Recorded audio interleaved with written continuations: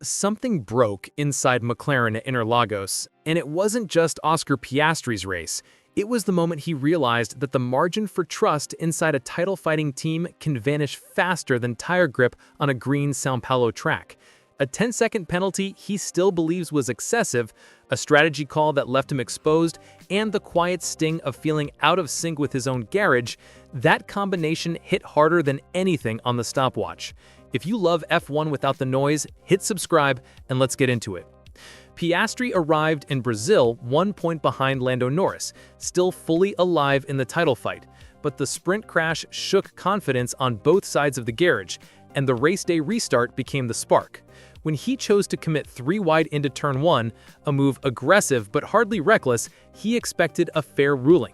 Instead, he got a 10-second penalty that many in the paddock, including the driver hit in the incident, felt was harsh.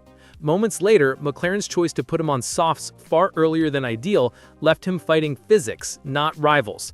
By the flag, frustration was inevitable. By the time Mark Webber spoke, it became something bigger.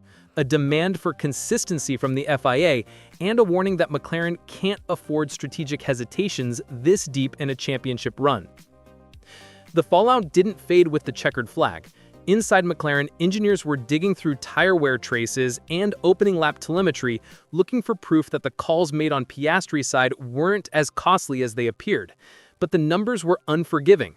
Compared with Norris, Piastri spent nearly 40% more of his opening stint managing temperatures, a direct effect of being on the wrong compound at the wrong time. Webber understood that instantly. Having lived the political tension of his 2010 Red Bull title fight, he knows how imbalance can snowball.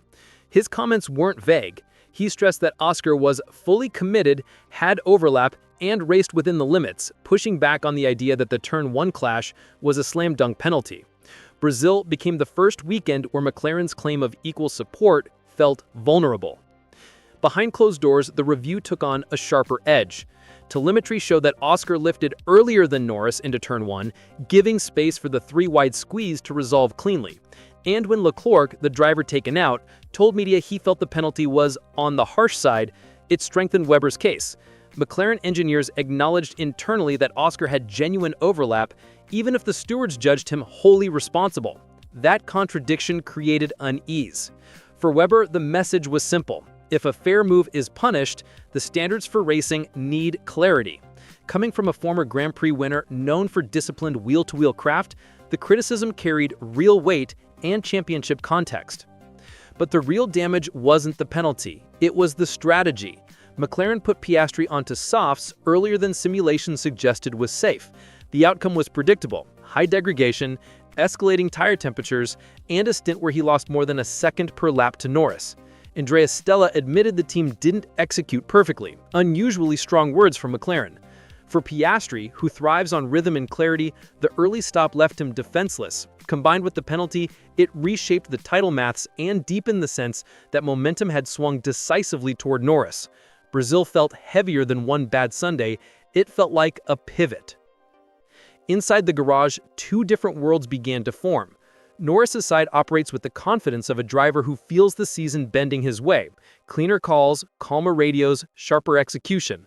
Piastri's side feels tighter, more reactive. Since the peak of Zandvoort and Monza, every misstep has gained weight.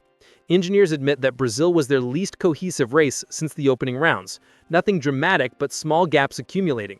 Webber isn't accusing the team of bias, he's warning against hesitation.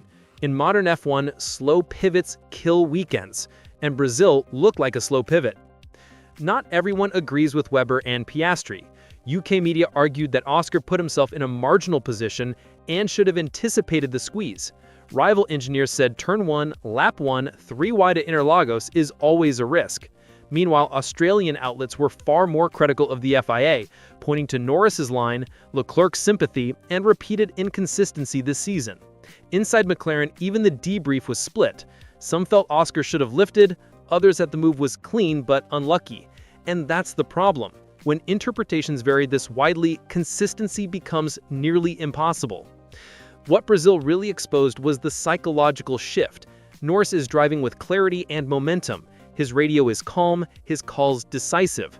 Piastri is still fast, blisteringly fast, but carrying the weight of a season where every setback feels amplified. Early in the year, he looked untouchable, winning at Zandvoort with authority and slicing through Monza with clinical precision. Pressure disrupts rhythm, and instead of dictating weekends, Oscar is responding to them.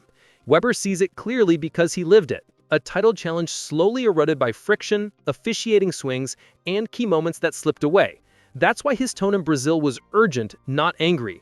Vegas becomes the reset button. High-speed corners, abrasive asphalt, and a circuit where confidence is everything. As the paddock shifts toward Las Vegas, McLaren faces a choice. The team knows Brazil can't repeat, not in execution, not in communication. Senior engineers have already tightened briefing loops to improve clarity between driver and pit wall. For Piastri, the reset is simpler but heavier. Trust his own pace again. The attributes that made him a contender haven't vanished, they've just been drowned out by noise. Vegas offers silence, a chance to turn frustration into fire. Webber's message to McLaren and the FIA wasn't an attack, it was a warning. Consistency matters, and hesitation costs championships. Vegas won't decide the title, but it will decide the momentum. If McLaren realigns, Piastri is right back in it. If not, the shadows of Interlagos may follow all the way to Abu Dhabi. If you want the breakdown of how McLaren plans to rebuild its race day structure for the final push, it's on the end screen.